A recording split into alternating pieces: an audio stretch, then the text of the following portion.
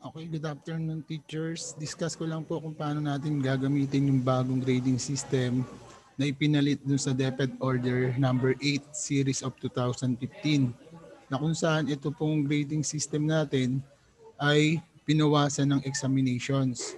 Pero equally divided naman po yung percentage ng examination na yon sa dalawang isa pa pinagkukuha ng grade which is the written works and the performance task.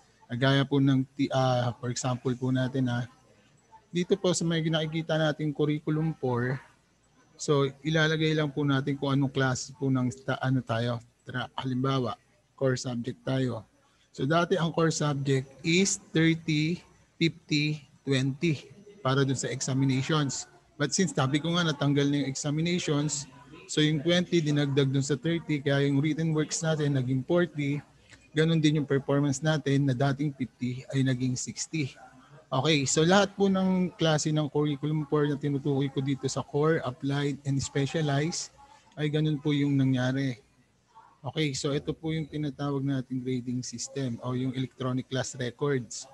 So ang gagawin lang po natin, i-input lang po natin yung name ng learners natin o ng students natin dito, separate po yung male sa boys. So dito, pinagpalagay ko na po na 37 yung boys, then bahala na po kayo kung gaano karami yung girls. So pwede naman natin i-delete yung extra doon. Kasi depende po sa sections. Gaya po ng ICT, napakarami pong boys. Boys, ilan lang yung girls nila. Okay, tuloy ko lang po.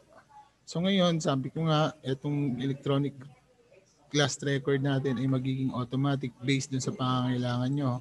So for example, kung meron tayong core subject, applied, so nagbago po siya, naging 50-50.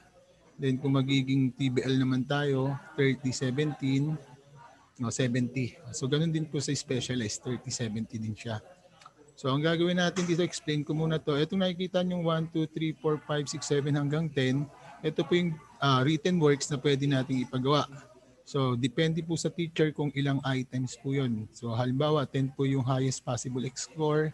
O kaya naman pwede natin laging 20. So pwede nyo pong palitan yan, wala pong problema. So kung kukulangin po yung sheet nyo, for example 1 to 10 lang itong ginawa ko, nagkaroon kayo ng 15. So pwede nyo naman po sigurong emerge yung dalawang activity or quizzes para masakto lang natin yung 10. Okay, so ganito po yung gagawin. So input lang natin yung mga name natin dito. So for example natin si Guerrero Ping. So yan, naka-perfect score siya. So makikita natin 100 yung magiging grades niya.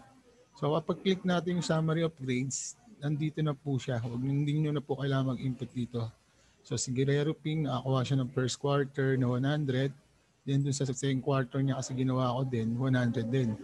Pero if ever na si Guerrero Ping ay hindi naman talaga ganun kagaling, ayan, halimbawa 75 siya dito. Sa summary of grades, 75 na rin siya sa second quarter. So interconnected na po itong summary of grades dun sa first quarter and second quarter.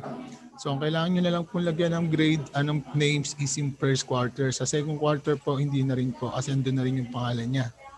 Okay, so balik tayo sa first quarter. So yan wala po tayong magiging problema dyan. Basta ang kailangan nyo lang mong gawin, piliin nyo kung ano yung strand na para sa inyo.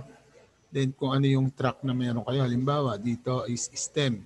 So dito tandaan nyo po, itong green and yellow na to, once na i-close ko to, tapos i-open ko ulit, magiging kung ano lang talaga yung kulay ng STEM. For example, green talaga sila, green. So nangyari lang po to kasi medyo lag yung computer natin dito. Okay? Sige po, i-send ko na rin yung grades, pakiabangan na lang. Salamat.